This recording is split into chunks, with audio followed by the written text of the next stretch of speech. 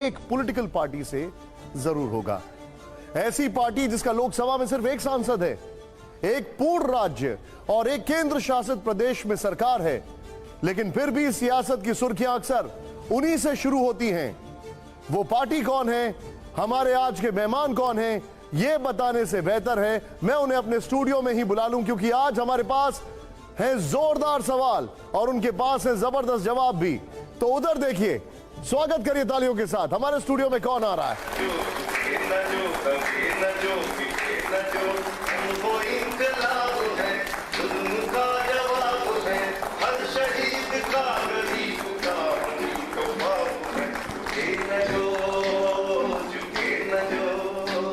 स्वागत है आम आदमी पार्टी के राज्यसभा सांसद, बेहद दमदार प्रवक्ता संजय सिंह जी का। संजय जी, हमारी ये खास एडिटर्स आपके साथ हैं और हम आपसे बहुत सारे सवाल पूछेंगे। पहला सवाल संजय जी, आपके स्वागत में हमने ये गाना सुनाया, आपको पता है ये कौन सा गाना है? जी, हमारे पास लंबी सवालों की फेहरिस्त है, लेकिन ये गाना हम आपसे शो के एंड में जरूर सुनने वाले हैं। पक्का। अब सवालों का सिलसिला जो है वो शुरू करता हूं मैं। सबसे पहले तो आपको यूपी निकाय चुनाव और के लिए जोरदार प्रदर्शन जो आपने किया है और जालंधर के साथ लोकसभा खाता खुलने की बधाई। बहुत धन्यवाद आपका। यूपी की जीत का श्रेय हम किसे दें, संजय सिंह को या यहां भी अरविंद केजरीवाल को? नहीं, निश्चित रूप से अरविंद केजरीवाल और आम आदमी पार्टी की नीतियां, केजरीवाल साहब का जो काम है उसकी बदौलत ही हम लोग देश में पार्टी का विस्तार कर पा रहे हैं। शिक्षा के क्षेत्र में, बिजली पानी के क्षेत्र में, स्वास्थ्य के क्षेत्र में अरविंद केजरीवाल जी के मॉडल की चर्चा आज देश के हर हिस्से में पहुंच रही है। और अगर वोट देने के लिए उत्तर प्रदेश की जनता तैयार हुई तो हमारा कोई जातीय आधार तो है नहीं, ना कोई धर्म के आधार पर हम राजनीति करते हैं। हमने तो वहाँ नारा दिया था कि एकता का राज चलेगा, हिंदू मुस्लिम साथ चलेगा। उसकी शुरुआत हुई है, एक अच्छा रिजल्ट आया आम आदमी पार्टी के पक्ष में। निश्चित रूप से केजरीवाल जी के काम की, उनके नीतियों की, उनके नाम की उत्तर प्रदेश के अंदर भी जीत। अब आपने केजरीवाल जी का नाम लिया है, एक मॉडल का नाम लिया है। ये सवाल जो है मेरा आपसे इसलिए है क्योंकि आप ईमानदारी की कस्में खाते हैं, आपके 2 बड़े मंत्री जेल में हैं, आप स्वराज की बात करते हैं, लेकिन आपके राज्य में खालिस्तानी अलगाववादियों की आवाज़ें बुलंद होती हैं। आप सिस्टम बदलने आए थे, लेकिन आज तक दिल्ली के किसी भी उपराज्यपाल से आपकी कोई पटरी नहीं खाई, हम सब देखते आ रहे हैं। आप कहते हैं कि सत्ता का लालच नहीं है, लेकिन उत्तर से दक्षिण तक सिर्फ सत्ता के संघर्ष में आप दिखाई दे रहे हैं। आप कहते हैं कि सारे मिले हुए हैं, लेकिन ज्यादातर विपक्ष ये कहता है कि बीजेपी से आप मिले हुए हैं। एक एक करके बताएं। बिल्कुल, प्लीज गो अहेड। आपके जवाब। देखिए, पहली बात तो जो आपने कहा कि आम आदमी पार्टी सिर्फ सत्ता के संघर्ष में लगी हुई है।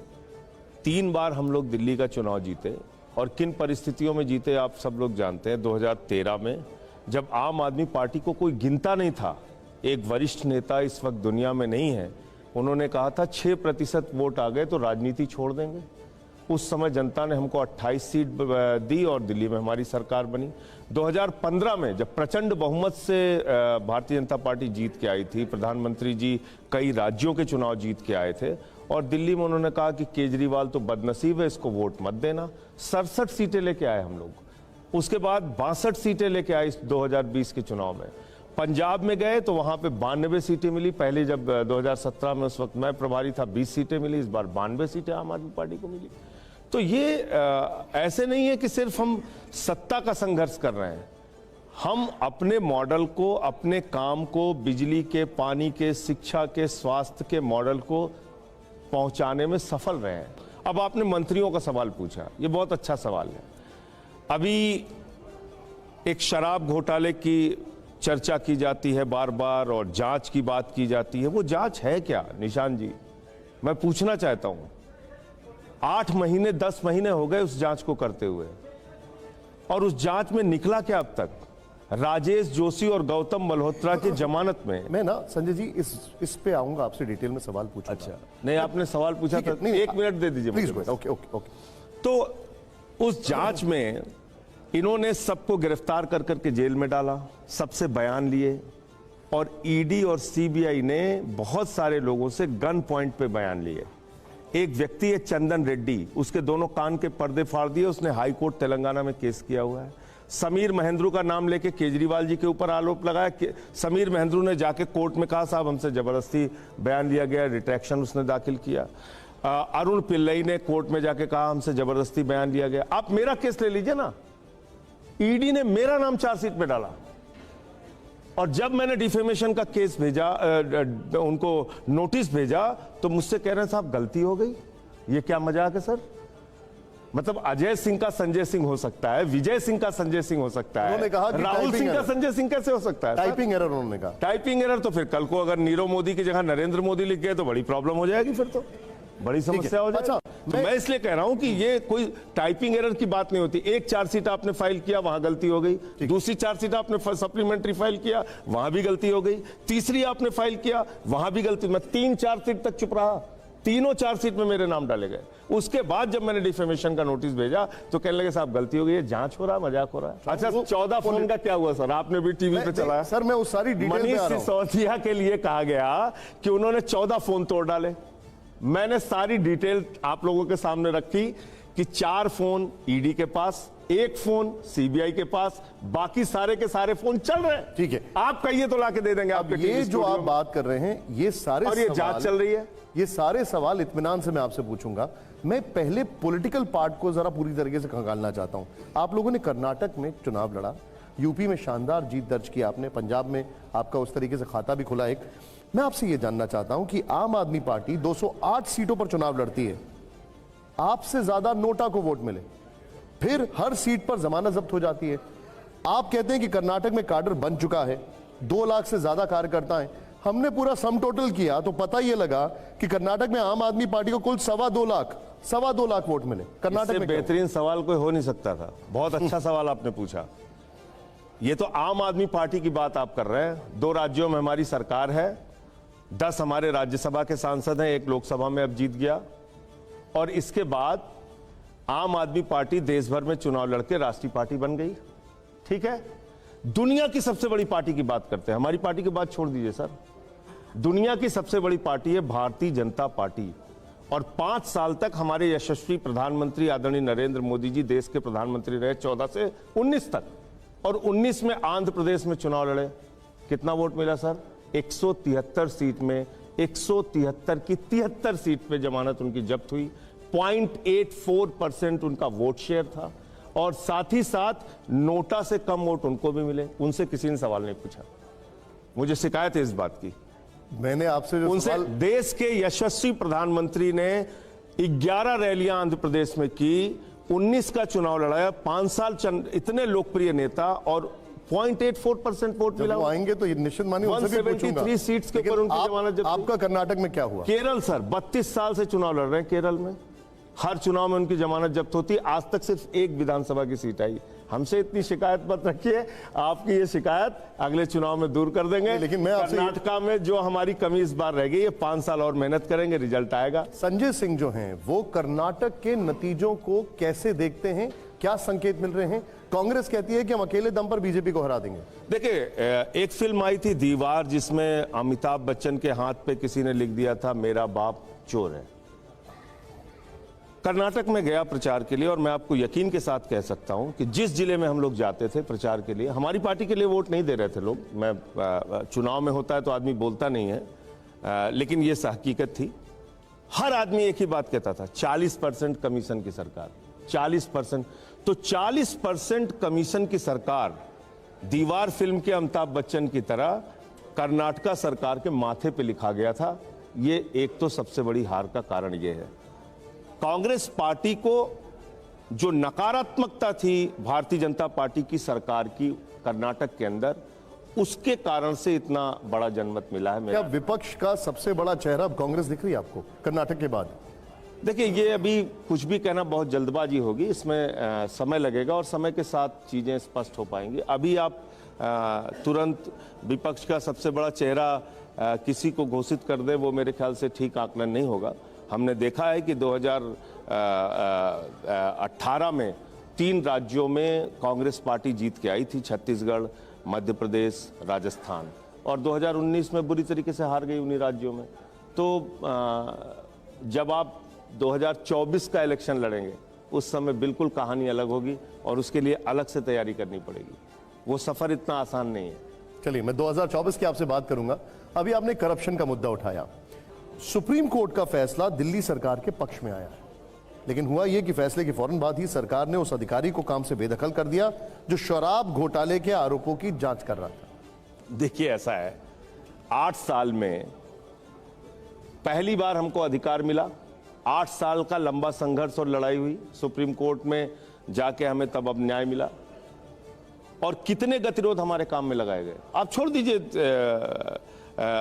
अरविंद केजरीवाल, भारतीय जनता पार्टी और आम आदमी पार्टी की बात, मोहल्ला क्लिनिक के जैसे काम में, घर घर राशन पहुंचाने जैसे काम में, बुजुर्गों की तीर्थ यात्रा जैसे काम में, ऐसे ऐसे कामों में रोक लगाई गई। अगर किसी दिन बैठ के पूरी फहरिस्त बनाऊंगा ना तो मोटी मोटी कई किताबें बन सकती है। 9 दिन तक दिल्ली का मुख्यमंत्री एलजी के ड्राइंग रूम में अपने मंत्रियों के साथ इसलिए बैठा रहा कि मोहल्ला क्लिनिक सैंक्शन कर दो।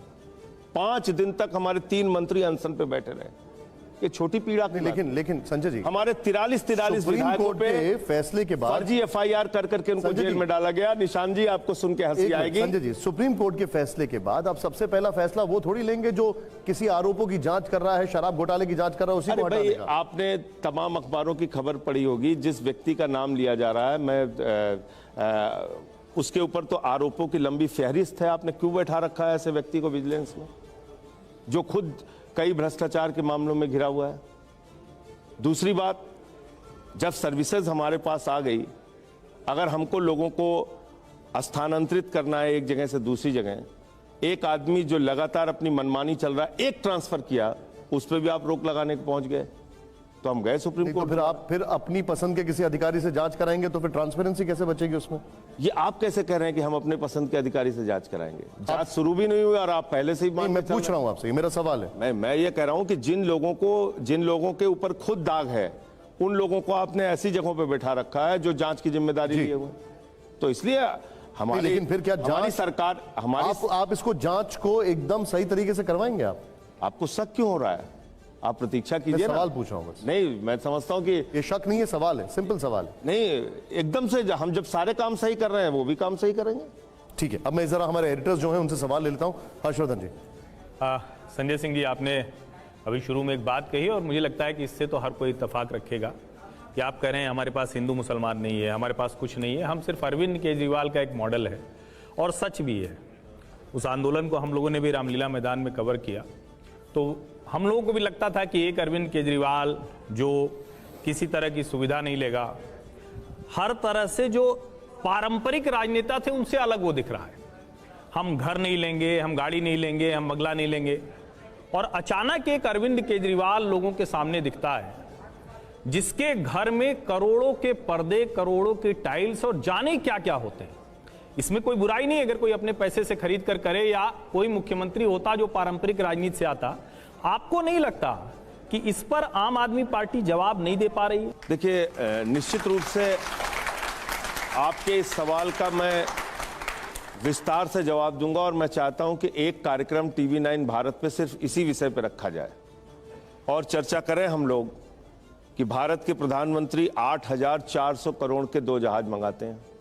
हम लोग चर्चा करें कि 15 लाख का सूट कौन पहनता है और 3 लाख का चश्मा कौन इस्तेमाल करता है और 2.5 लाख का पेन कौन इस्तेमाल करता है। हम लोग इस बात पे चर्चा करें कि छत्तीसगढ़ के मुख्यमंत्री, एक भी टीवी चैनल पे आज तक कोई डिबेट मैंने नहीं देखी, 112 करोड़ रुपए 2014 में 12 एकड़ में अपना घर बनवाने के लिए रमन सिंह जी खुद स्वीकृत करते हैं, और किसी टीवी चैनल पे हमने कभी चर्चा नहीं की।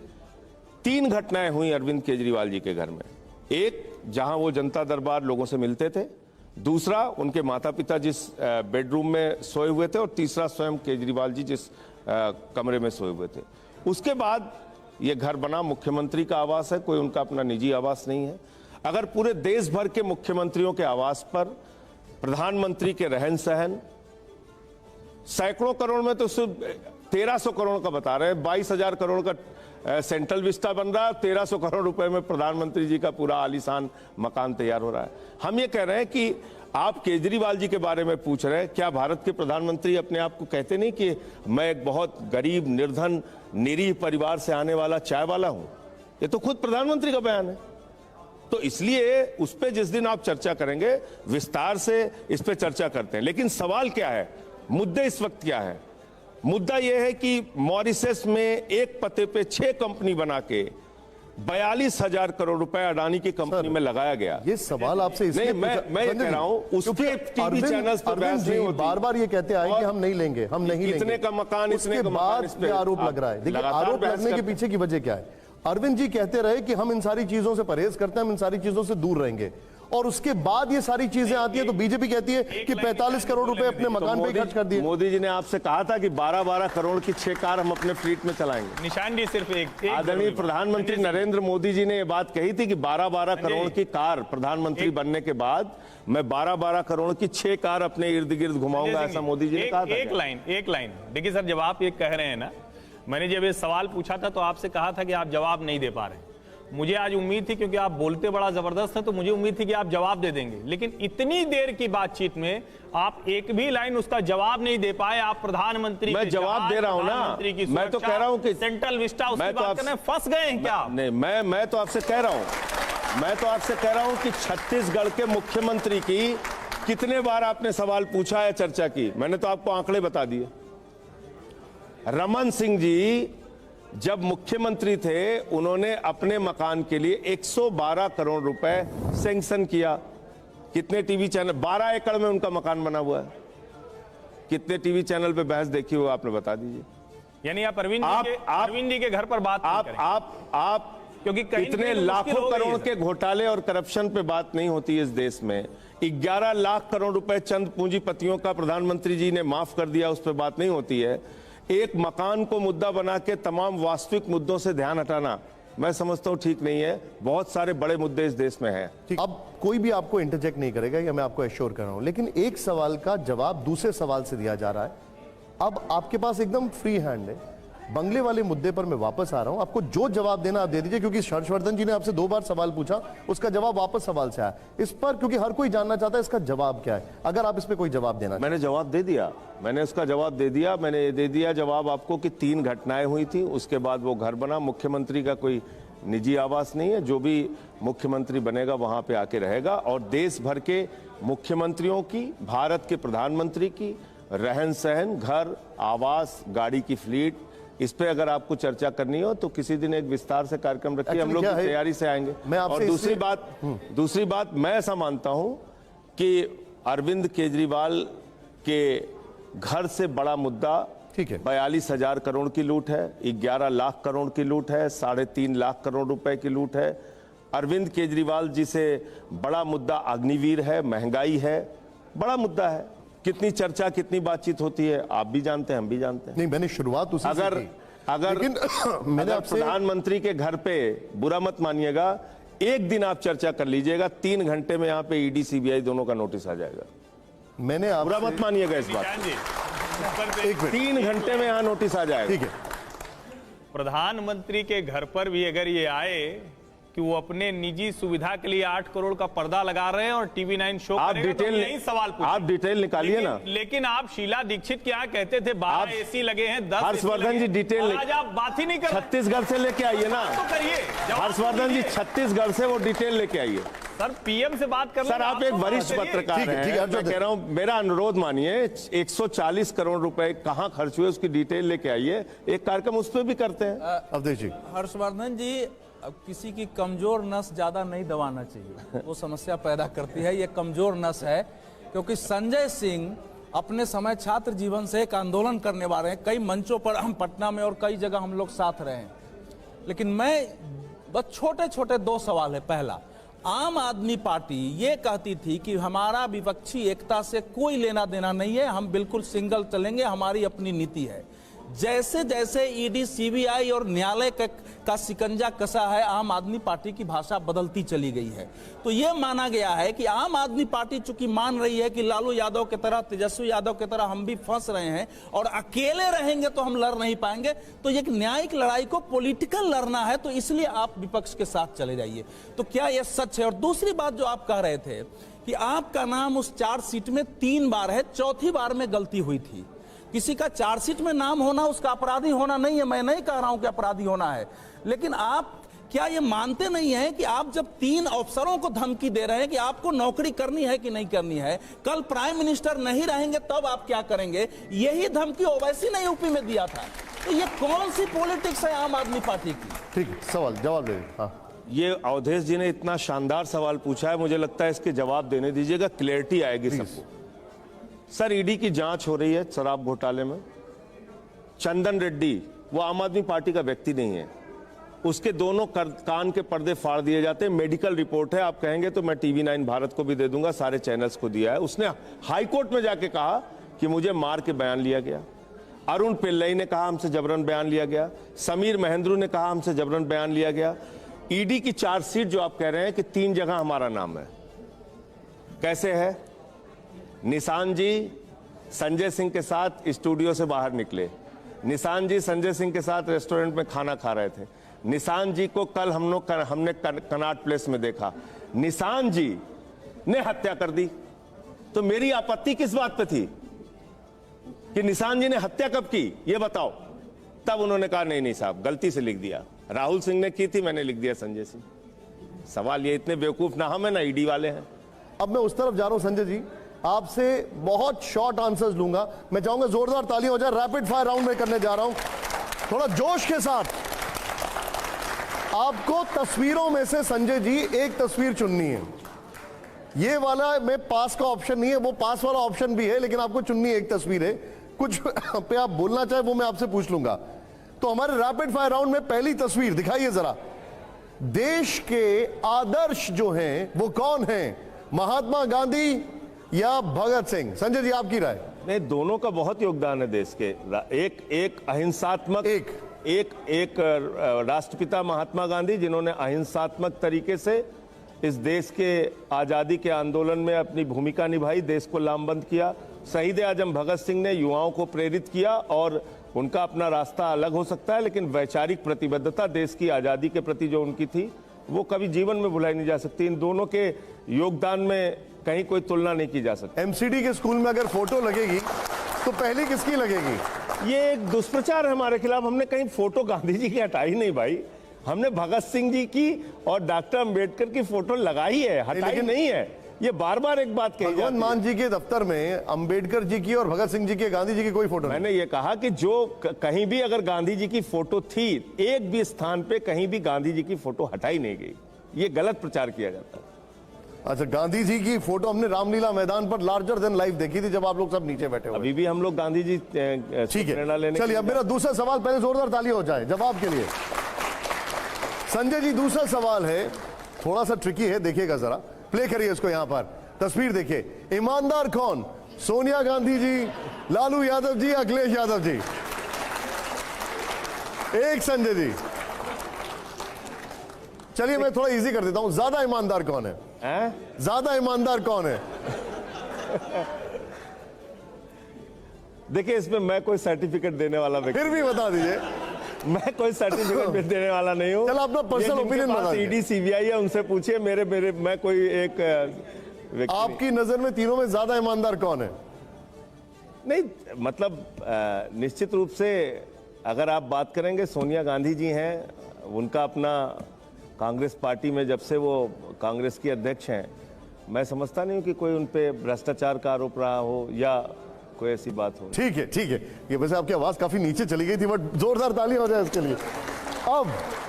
अब बड़ा ट्रिकी सवाल है संजय जी, अब आप, ये बहुत ही ट्रिकी है, इसका जवाब मैं जरूर चाहूंगा। प्ले करिए इसको जरा यहां पर, और मैं चाहूंगा जरा जोरदार तालियां भी हो जाएं। श्रेष्ठ कवि कौन है, कुमार विश्वास जी या मुनव्वर राणा जी?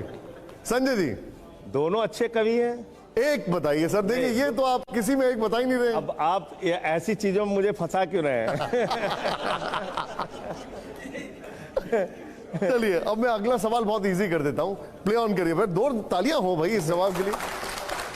अगला सवाल, विपक्ष में पीएम पद का बेहतर चेहरा कौन?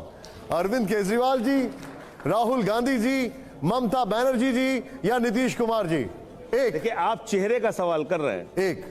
क्या परिस्थितियां बनेंगी उसका सवाल नहीं कर रहे हैं। एक चेहरा। चेहरे के तौर पे अरविंद केजरीवाल से बेहतर चेहरा कोई नहीं है। देखिए, ये मैंने आपको इजी दिया था, अगला फिर टफ है और बहुत ट्रिकी भी है। जरा प्ले करिए। प्ले करिए जरा इसको यहां पर। बेहतर अभिनेत्री कौन, स्वरा भास्कर या परिणीति चोपड़ा? संजय जी बताइए आप। ऐसे सवालों में क्यों मैं फंसा रहे हैं, मैं राजनीति का आदमी हूं। स्वरा भास्कर आंदोलनकारी है, कोरोना में हमारे साथ उसने काम किया है। परिणीति चोपड़ा हमारे घर की बहू बनने वाली है, तो दोनों से गालियां मत खिलवाइए, इसलिए मुझे एक क्वेश्चन पास करना। अगले के लिए मैं संजय जी चाहूंगा कि आप मेरे साथ आए अगले सवाल के लिए, प्लीज जरा आइए, मगर जोरदार तालियां हो जाएं। बड़ा मैं चाहूंगा आप जरा करीब से देखें, इसलिए आप जरा देखिए अगला सवाल, और तालियां जोरदार होनी चाहिए। सवाल प्ले करिए जरा यहां पर। यह सवाल जो है ये है, संजय जी, सच्चा कौन है, राजा हरिश्चंद्र या अरविंद केजरीवाल जी? देखिए, राजा हरिश्चंद्र की बात जब आप कह रहे हैं, उनकी तो कहानियां हम लोग पढ़ते हैं ईमानदारी की, और एक राजनेता के तौर पे अरविंद केजरीवाल जी की ईमानदारी को हम सारे लोग जानते हैं, अनक्वेश्चन्ड है। कोई भी इनकी ईमानदारी पर कोई सवाल उठा नहीं सकता, और इसलिए मैं समझता हूं कि ये तुलना करना ही गलत है। आज के समय के राजनेताओं से आप पूछ लीजिए, मैं बता दूंगा। देखिए, वो तो इजी सवाल मैंने आपको दे दिया था। नहीं तो अभी भी लाइए। ठीक है, आइए संजय जी, जोरदार तालियां हो संजय जी के लिए। अब कुछ सवाल भी है मेरे पास, लेकिन अभय जी, वैसे आपने बोल दिया अरविंद जी राजा हरिश्चंद्र से बेटर है आज के दौर में, लेकिन अभय जी सवाल आपका। संजय जी, जब आम आदमी पार्टी बनाने की योजना बन रही थी, तो मुझे याद है कि मैंने एनडीटीवी पर इस बात पर बहस करते हुए कहा था कि ये पार्टी कभी भी कामयाब नहीं होगी, क्योंकि उसके पीछे मेरा अनुभव था कि आंदोलन से निकली हुई पार्टियां जो हैं वो कामयाब नहीं होती हैं बहुत सी। इसीलिए मैंने कहा था कि आम आदमी पार्टी कभी कामयाब नहीं होगी, लेकिन आप लोग कामयाब हुए और असाधारण रूप से कामयाब हुए, इसमें कोई शक नहीं। तो मैं गलत साबित हुआ उसमें।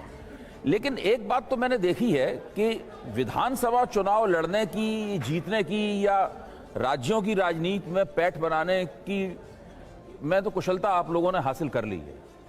ये आपने साबित किया है कई जगहों पर। कहीं आप कामयाब हैं, कहीं अर्ध कामयाब हैं, कहीं बिल्कुल कामयाब नहीं है, लेकिन आपको लगता है आगे जाके आप कामयाब हो जाएंगे। लेकिन एक ऐसा तिलिस्म है जिसको आप बिल्कुल नहीं वेद पाए हैं, और वो है लोकसभा का चुनाव।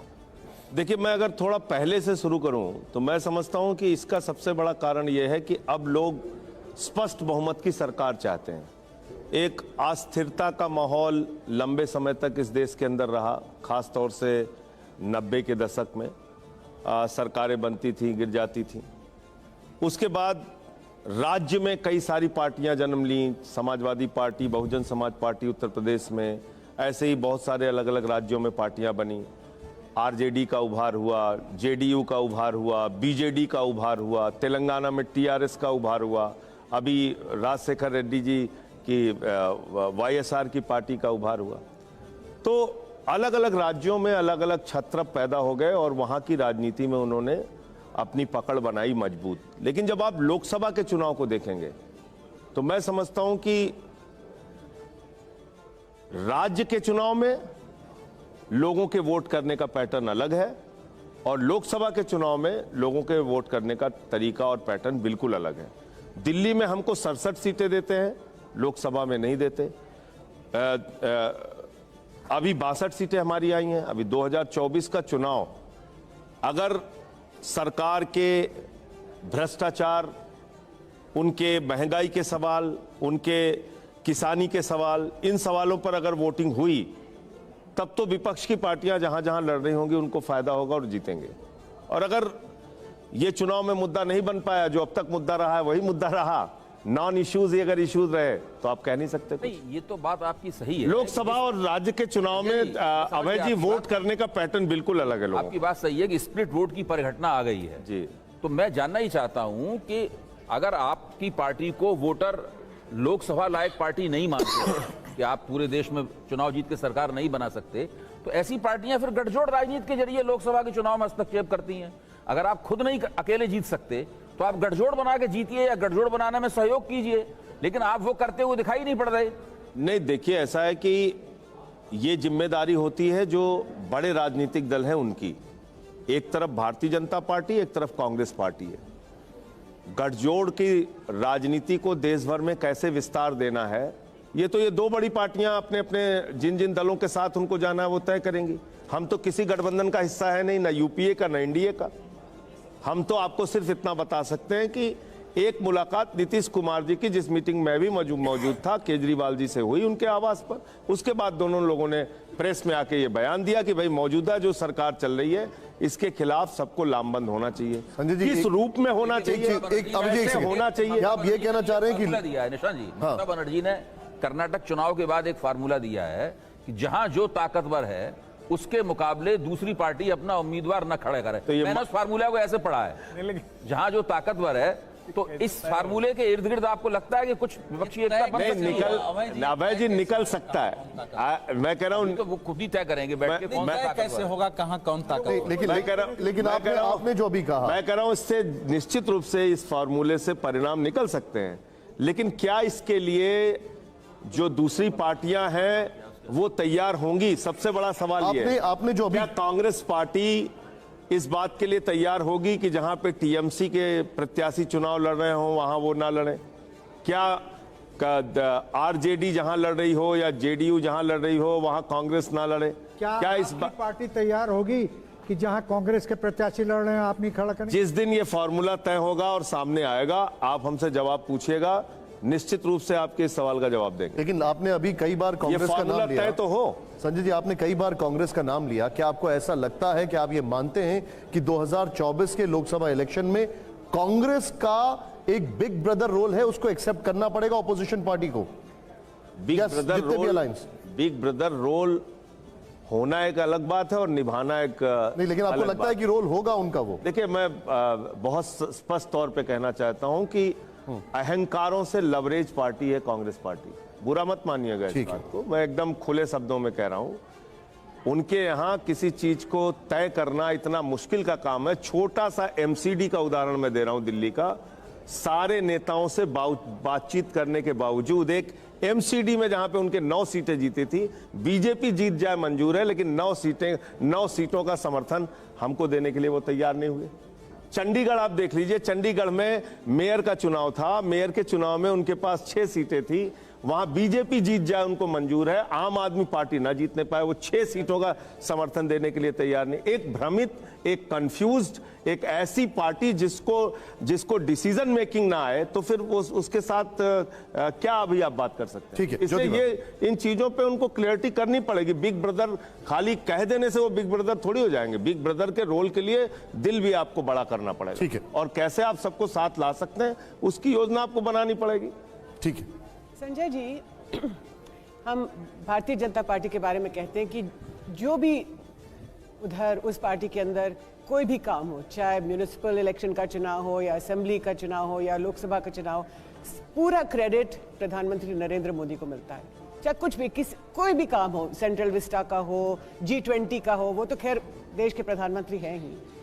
लेकिन आपकी पार्टी के अंदर भी अरविंद केजरीवाल का नाम हर आम आदमी पार्टी के लीडर की जुबान पे है। जो भी आप कहें, ये अरविंद केजरीवाल की वजह से, पूरा क्रेडिट आप अरविंद केजरीवाल को देते हैं। तो क्या, और ये इल्जाम मैं लगा रही हूं कि क्या अरविंद केजरीवाल आपकी पार्टी के छोटा मोदी बन गए? ये मेरे ख्याल से गलत आकलन है। अरविंद केजरीवाल की तारीफ किस मामले में होती है कि उन्होंने एक बेहतरीन शिक्षा का मॉडल दिया, जिसको ट्रंप की पत्नी भी हिंदुस्तान आती है तो कहती है हमें केजरीवाल और मनीष सिसोदिया का स्कूल देखना है। उन्होंने एक फ्री बिजली का मॉडल दिया, फ्री स्वास्थ्य का मॉडल दिया। तो निश्चित रूप से अगर एक व्यक्ति के, एक नेता के काम की चर्चा हो रही है तो एज ए लीडर, अगर वो पार्टी के राष्ट्रीय अध्यक्ष हैं, दिल्ली के मुख्यमंत्री 3 बार से चुन के उनको लोग बना रहे हैं, तो उनकी चर्चा करनी चाहिए और करने में कोई बुराई नहीं। वो बात अधूरी रह गई। 14 फोन्स आए, सिम कार्ड आए, कई चैट जो थी वो सामने आने की बात कही जा रही है। एक शिक्षा मंत्री को इन सब चीजों की जरूरत क्या है? देखिए, ऐसा है कि एक शिक्षा मंत्री को अगर आप इस बात की सजा दे रहे हैं कि वो अच्छी शिक्षा क्यों दे रहे हैं, इस बात की सजा अगर आप दे रहे हैं कि दिल्ली के लाखों बच्चों का वो भविष्य बनाने के लिए काम कर रहे हैं, इसका क्या जवाब दूं मैं? लेकिन मनीष सिसोदिया के घर पे ये फोन, सिम कार्ड सर, का सुन लीजिए। कनेक्शन शराब घोटाले से जोड़ा जा रहा है, शिक्षा से नहीं जोड़ा जा रहा है। सुन तो लीजिए, मैं आपको उसका भी जवाब दे देता हूं। मनीष सिसोदिया के घर पे 14 घंटे छापेमारी, मनीष सिसोदिया के गांव में छापेमारी, मनीष सिसोदिया के बैंक लॉकर की छापेमारी, मनीष सिसोदिया के दफ्तर की छापेमारी। एक आदमी ने अगर बेईमानी भ्रष्टाचार किया, कुछ तो मिलता, कुछ तो निकलता उसके पास, 1-2 लाख रुपए कुछ तो मिलता। जांच किए जा रहे हैं आप। 14 फोन किसके? उनके सराउंडिंग्स, उनके घर में काम करने वाले लोग।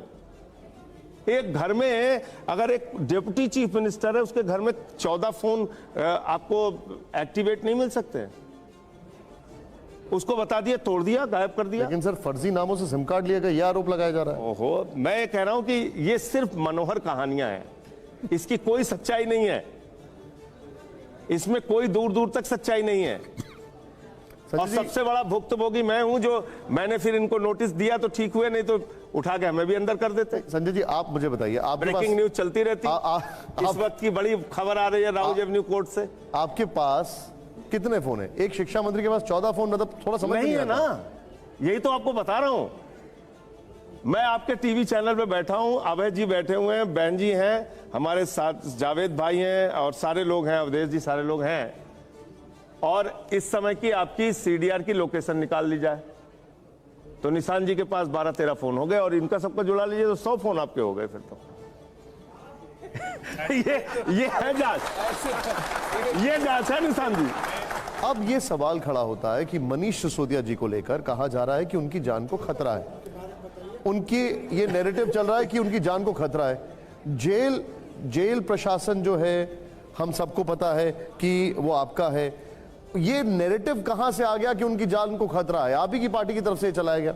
आप निशान जी, अभी जितनी बड़ी घटना हुई जेल के अंदर, कितना ब्रूटल मर्डर हुआ आपने देखा?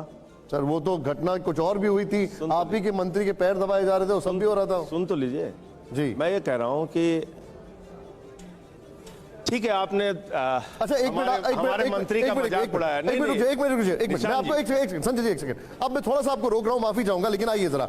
आप कह रहे हैं मनीष सिसोदिया को खतरा है क्योंकि अभी अभी जो घटनाक्रम घटा है, इधर आइए। लेकिन जेल में आम आदमी पार्टी के जो आपके मंत्री हैं, ये देखिए, अब ये कैसे खतरा हो सकता है?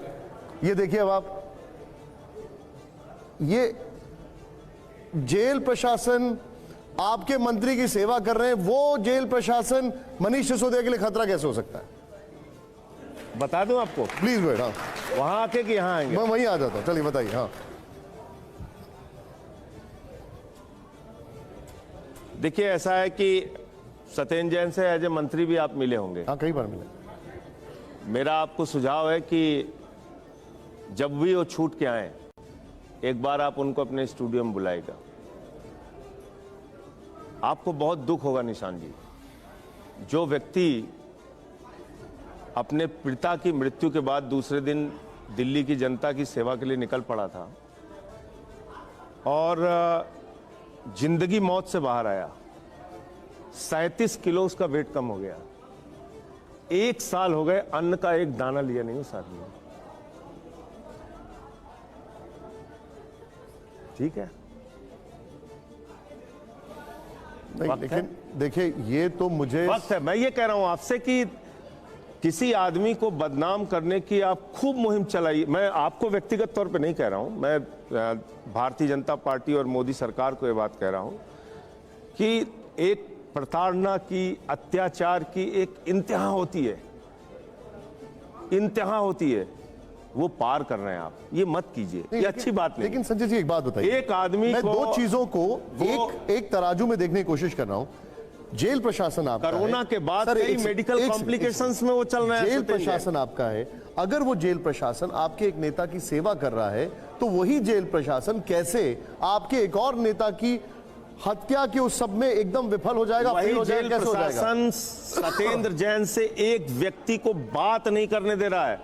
सत्येंद्र जैन डिप्रेशन में है, वही जेल प्रशासन।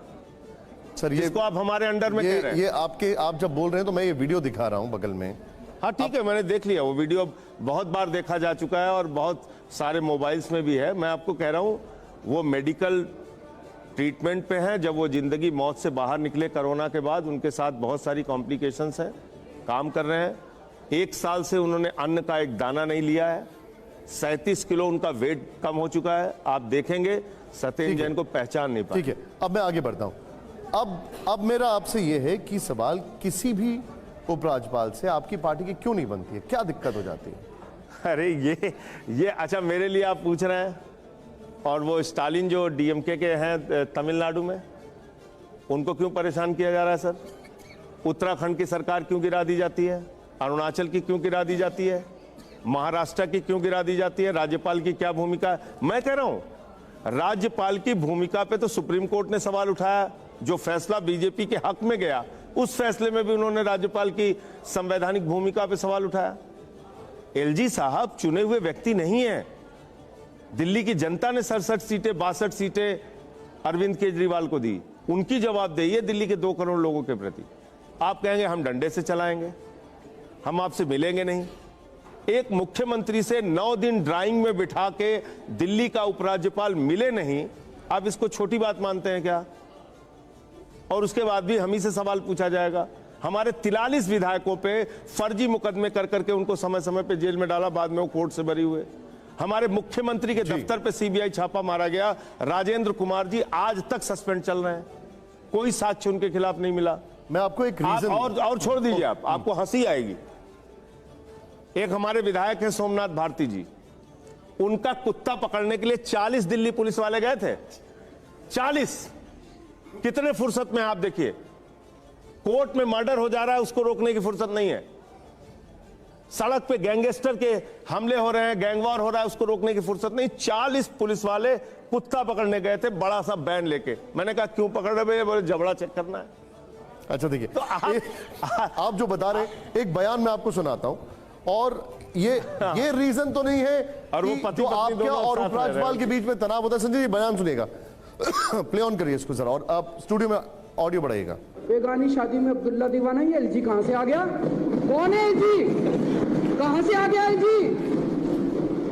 किस बात का एलजी? कौन एलजी? कौन लेफ्टिनेंट गवर्नर? हमारे सर पे बैठ गया के लेफ्टिनेंट गवर्नर। अब मुझे बताइए, इन बयानों के बाद दोस्ती कैसे हो सकती है? अच्छा, इन बयानों के पहले की भूमिका क्या है? उनके संबंध हमारे से बहुत मधुर हैं और हम उनको खड़े होकर गाली दे रहे हैं, ऐसा तो है नहीं भाई। इतना प्रताड़ित कर देते हैं ये लोग। मैं तो आपको बता रहा हूं ना कि ये आपको उस सीमा तक प्रताड़ित करते हैं जहां से आदमी सोचना बंद कर देता है। लेकिन क्या सदन में किसी मुख्यमंत्री को ऐसा कहना शोभा देता है? मैं ये कह रहा हूं कि आप उनकी पीड़ा तो समझिए। तो पीड़ा में कि छोटे नहीं ऑल आउट भाई, यही बात है ना कि 2 करोड़ लोगों ने एक व्यक्ति को चुना और उसके बाद आप उस सरकार को चलने नहीं देंगे। बिजली पे काम नहीं करना, पानी पे काम नहीं करना, डोर टू डोर राशन की डिलीवरी पे काम नहीं करना, मोहल्ला क्लिनिक हम आपकी पास करेंगे नहीं, मोहल्ला क्लिनिक के डॉक्टर्स की तनख्वाह हम रोकेंगे। हर चीज में आप अड़ंगा खड़ा करोगे जी, आदमी कहां बोलेगा? बाहर बोलने पे डिफेमेशन कर देते हैं, कम से कम असेंबली में बोल रहे हैं। अच्छा, अब मैं आता हूं पंजाब पर। आप लोग हमेशा ये कहते थे कि पुलिस आपके अंडर में नहीं है, पुलिस आपके अंडर में नहीं है। पंजाब का सवाल आपने पूछा, वो छूट गया था, बहुत हाँ, बढ़िया। तो मैं आपसे ये जानना चाह रहा हूं, पंजाब में पुलिस आपके पास है, लेकिन कानून व्यवस्था, उसको लेकर सवाल खड़े होते हैं, उसकी धज्जियां उड़ती हैं। देखिए, कानून व्यवस्था पे अभी एक मैगजीन ने पूरी रिपोर्ट की है, उसको आप देखिए, आंकड़े देखिए। कानून व्यवस्था की स्थिति पंजाब में बेहतर हुई है। मैं चाहूंगा कि अपनी टीम को भी बोलिए, रिसर्च करके आप अपने चैनल पे दिखाइए। कानून व्यवस्था में, अपराधों में पंजाब के अंदर कमी आई है जब से भगवंत मान जी की सरकार आई है, नंबर 1।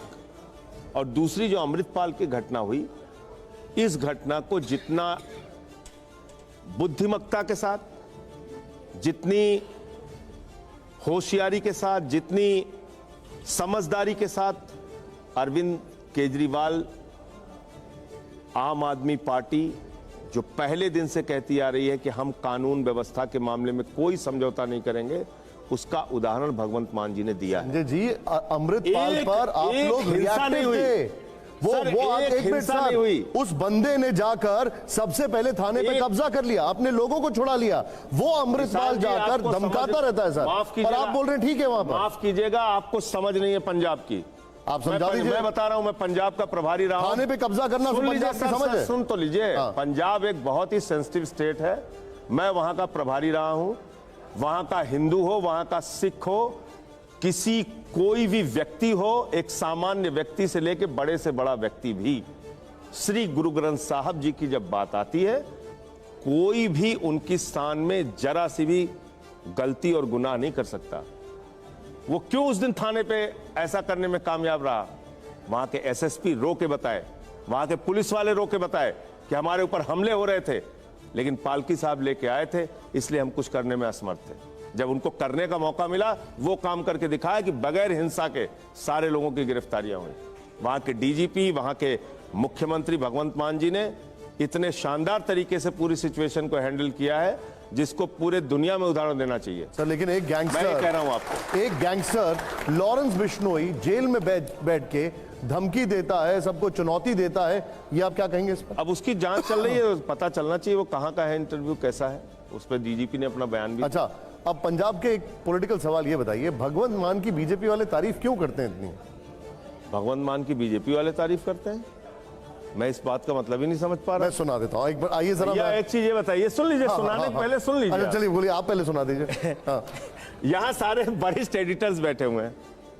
एक चुनी हुई सरकार को राज्यपाल विधानसभा का सत्र नहीं बुलाने दे रहा है, सुप्रीम कोर्ट आना पड़ता है भगवंत मान जी को। आप कह रहे बड़े खुश हैं, खुश है तो ये करेंगे। मैं एक बार दिखा अच्छा, इसमें जितने भी एडिटर्स हैं, इनसे आप सब बड़े बहुत ही सम्मानित लोग हैं, पूछ लीजिए कि क्या अच्छा, एक चुनी हुई सरकार मैं को आपसे राज्यपाल विधानसभा का सत्र बुलाने से रोक सकता एक है? डायरेक्ट सवाल पूछ रहा हूं, बीजेपी और भगवंत मान की नजदीकियां बढ़ रही हैं क्या? ये ऐसी, वही मैं कह रहा हूं ना, मनोहर कहानियां की खबरें, और भारतीय जनता पार्टी ऐसी खबरें प्रायोजित करती रहती है। अच्छा, मेरा ये आपने कहना जो कहा है, एक आपने जो कहा केंद्र के काम में, मैं आपको अपना एक इंटरव्यू दिखाऊंगा। एक मिनट रुक जाइए, बस एक मिनट। सहयोग, बड़े विनम्रता से बोल रहा हूं, सहयोग एक मिनट करें देखिए। राज्य के काम में केंद्र सरकार। मैं अपने ही इंटरव्यू का हवाला दे रहा हूं, जरा स्टूडियो का ऑडियो ऑफ करिएगा, प्ले ऑन करिए। संजय जी ध्यान से देखिएगा, ये सवाल के पीछे का बैकड्रॉप क्या है वो मैं बता रहा हूं, प्ले ऑन करिए इसको। सर, मैं तो पंजाब का सीएम मान जी को मैं धन्यवाद दूंगा कि आपने सही समय में सही काम हाथ में लिया। मान जी एक पूरा प्रदेश का मुख्यमंत्री है। भगवंत मान से आपकी कोई बातचीत हुई? मेरा बातचीत नहीं अगर वो आपके पास आएंगे तो कोई एडवाइस देंगे आप? नहीं, फिलहाल तो मुझसे ही, मैं उनसे ही मुझको एडवाइस लेना है कि आपने इतना बड़ा ऑपरेशन अच्छा से कैसा किया, उनसे ही सीखना है फिलहाल। इसमें रोचक बात क्या है कि उन्होंने जो अरविंद जी के लिए बोला वो तो मैं आपको नहीं बताना चाहूंगा, दिखाना नहीं चाहूंगा, शायद आपने देख लिया होगा, लेकिन भगवान मान जी के लिए जो इतने सारे शब्द बोले गए, तो यही बात मैं कह रहा हूं, आप मेरी बात नहीं मान रहे, हेमंत विश्व शर्मा की मान रहे हैं। वही बात तो वो भी कह रहे हैं, बहुत इंटेलिजेंटली, बहुत अच्छे ढंग से पूरा ऑपरेशन किया। लेकिन ये जो नजदीकियां बढ़ रही हैं, इसमें क्या पकड़ा है? नजदीकियां बढ़ने का सवाल नहीं है। अगर इस बोतल में पानी है तो आप इसको पानी ही बोलेंगे ना, इसको क्या बोल देंगे आप? चाय तो बोलेंगे नहीं। तो इसलिए मैं ये कह रहा हूं कि अगर उस सरकार ने अच्छा काम किया है तो वो चाहे अमित शाह जी को बोलना होगा, और चाहे हेमंत विश्व शर्मा जी को बोलना होगा, या किसी भी व्यक्ति को, चाहे बीजेपी का मंत्री हो या उनकी पार्टी के लोग हो, आलोचना ही करना है तो आप कर सकते हो, लेकिन जो ऑपरेशन अच्छा हुआ है तो उसको सवाल आप। लेकिन पंजाब के अंदर, अभी आपने पंजाब का जिक्र किया, ये जो, और अमृतपाल को लेकर आपने इसका जवाब नहीं दिया कि अमृतपाल इतने हफ्तों से गायब थे, ना आपकी पुलिस उनको पकड़ पाए, इसका क्या जवाब देंगे? निशांत जी, मैं एक और इसके साथ में ये खालिस्तान का भी एक जोड़ना चाहूंगी कि वो अपने आप को एक भिबरा वाले की तरह वो अपने आप को वो करता रहा, लेकिन आप उसको कंट्रोल नहीं कर पाए इस पूरी स्थिति को। देखिए, ऐसा है कि पहले दिन से भगवंत मान जी, आम आदमी पार्टी, अरविंद केजरीवाल जी, हम सब लोगों ने एक ही बात कही है, और पंजाब के मुख्यमंत्री एक अच्छी लाइन बोलते हैं, मैं समझता हूं यहां बोलना चाहिए, कि पंजाब की धरती बहुत उपजाऊ है, यहां हर तरह के बीज पैदा होते हैं, फसल पैदा होती है, लेकिन यहां नफरत के बीज पैदा नहीं होते। एक क्विकली मैं रैपिड फायर ले रहा हूं। संजय जी, ये आपका प्ले कार्ड है, यस या नो, और नहीं हो तो पास कर सकते हैं। वो आपका सामने कैमरा है, वो ग्रीन कलर की जो शर्ट पहने हुए साहब, वो वाला पास ही करवाएंगे। नहीं, आप पहले जोरदार तालियां हो जाए रैपिड फायर राउंड के पहले। संजय जी, अब इसका जवाब यस, नो या straight pass. Play card please हाथ में रखिएगा, बोलना नहीं है सर इसमें। बस मेरा पहला सवाल, प्ले ऑन करिए यहां पर। पहला सवाल यह है कि 2024 में आप कांग्रेस से गठबंधन के लिए तैयार है? Sir play card. इसमें मैं आपके टीवी प्रोग्राम में कैसे बोल सकता हूं निशान जी? अरे सर ये तो बताइए कि तैयार है कि नहीं। पास कर दीजिए, वोट तो ले लीजिए। ऐसे जाति मत कीजिए। अच्छा चलिए, वो तो प्ले कार्ड से बता दीजिए। मैं इसको ऐसे कर देता हूं। ठीक है, ओके, पास कर दिया आपने। नेक्स्ट चेंज करिए, रैपिड फायर का दूसरा, तालियां हो जाए जरा प्लीज। दूसरा सवाल प्ले ऑन करिए जरा। नोट पर सिर्फ हिंदू देवी देवताओं की तस्वीर होनी चाहिए, संजय जी, यस या नो? नहीं, पहले भी हिंदू सर प्ले कार्ड पहले। अभी रुक तो लीजिए, जब जवाब देना होगा तो। मैं ये कह रहा हूं कि देवी देवताओं की फोटो पहले भी यहां सिक्कों पे लगी हैं, नोट में रही हैं, पहले भी रही है। नहीं, लेकिन मैं पूछा हूं सिर्फ हिंदू देवी देवताओं की होनी चाहिए या और धर्म के भी? स्वर्ण मंदिर की तस्वीर रही है सिक्कों पर। यस या नो? संजय जी अब आप प्ले कार्ड नहीं दिखा रहे मुझे, यस या नो ये बताइए। देखिए ये सब सवाल पास ही करना ठीक है। अगला सवाल, जोरदार तालियां हो जवाब पर पहले। अगला सवाल, अब ये संजय जी आपके शायद ये आपके लिए बहुत इजी होगा, लेकिन प्ले ऑन करिए इसको। ईवीएम से छेड़छाड़ होती है संजय जी? हाँ होती है, बिल्कुल। दिल्ली के चुनावों में भी हुई थी? ये होती है, ईवीएम से छेड़छाड़ होती है। अब दूसरा, अब एक और सवाल जो है सीधे प्ले ऑन करिए। ये बहुत बड़ा सवाल है, सर्जिकल स्ट्राइक सच्ची थी संजय जी, यस या नो? सर्जिकल स्ट्राइक सच्ची थी। कब सवाल उठाया उस पर हमने? तो यस सवाल कब उठाया? वो तो दुष्प्रचार था। ठीक है, ओके, यस कर दीजिए। नेक्स्ट, तो बार बार कहते रहे उसको। तालियां हो जाए जरा इस पर। अगला सवाल यह है कि कॉमन, प्ले ऑन करिए, कॉमन सिविल कोड और जनसंख्या नियंत्रण कानून देश की जरूरत है संजय जी, यस या नो? भारत के स्वास्थ्य मंत्री ने, इसका जवाब मैं क्यों, सुन तो लीजिए आप। भारत के स्वास्थ्य मंत्री ने सदन में, और वो पार्लियामेंट की स्पीच उनकी मौजूद होगी, इन्होंने खुद कहा है कि भारत की सरकार जनसंख्या नियंत्रण पे बहुत अच्छा काम कर रही है। ये मेरा बयान नहीं है, बीजेपी सरकार का बयान है। जनसंख्या नियंत्रण होना ही चाहिए, लेकिन पहले सुन तो लीजिए। लेकिन पहले आरएसएस वालों से, बीजेपी वालों से, इनसे सबसे मीटिंग करके आपस में तय तो कर लें। कोई कहता 4 बच्चे पैदा करो, कोई कहता 10 पैदा करो। हिंदुओं को 10 बच्चे पैदा करने चाहिए। आप यस या नो हैं आपका हिसाब से? जनसंख्या नियंत्रण का कानून, आप सिर्फ कानून से इसको प्रतिबंध नहीं लगा सकते, नहीं कम कर सकते, आपको अवेयरनेस करके। और common civil code? Common civil code हर एक धर्मों के हैं, इसलिए कोई टीवी प्रोग्राम में इस पे जैन धर्म के अलग अपने रिचुअल्स हैं, आदिवासियों के लिए अलग बहुत सारे कानून हैं। कॉमन सिविल कोड पे जब आप बात करने जा रहे हैं तो ये एक बृहद चर्चा है। ठीक है, उस पे कोई यहाँ मान के चलो आपने इसको पास कर दिया, तालियां हो जाए एक बार उनके जवाब पर। अगला जो हमारा सवाल है वो ये, प्ले ऑन करिए। 2024 में विपक्ष का चेहरा गैर कांग्रेसी होना चाहिए संजय जी, यस या नो?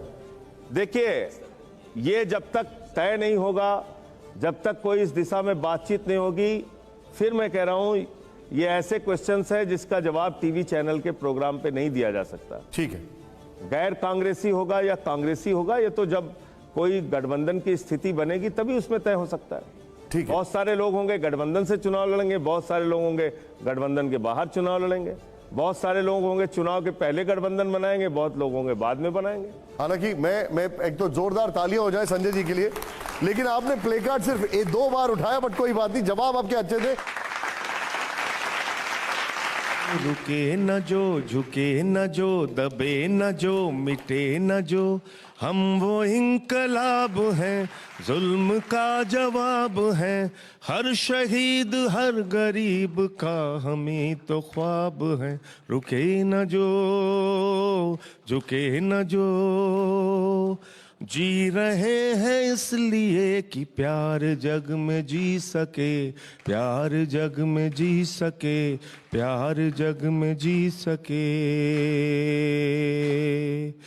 आदमी का खून कोई आदमी न पी सके, आदमी न पी सके, आदमी न पी सके। मालिकों मालिकों मजूर के, नौकरों हुजूर के, फर्क को मिटाएंगे, समानता को लाएंगे। रुके न जो, रुके न जो, झुके न जो, दबे न जो, मिटे न जो, हम वो इंकलाब हैं, जुल्म का जवाब हैं, हर शहीद हर गरीब का हम ही तो ख्वाब हैं। रुके न जो, झुके न जो। संजय जी आपका बहुत बहुत शुक्रिया हमारे साथ समय निकालने के लिए, बहुत बहुत धन्यवाद संजय जी।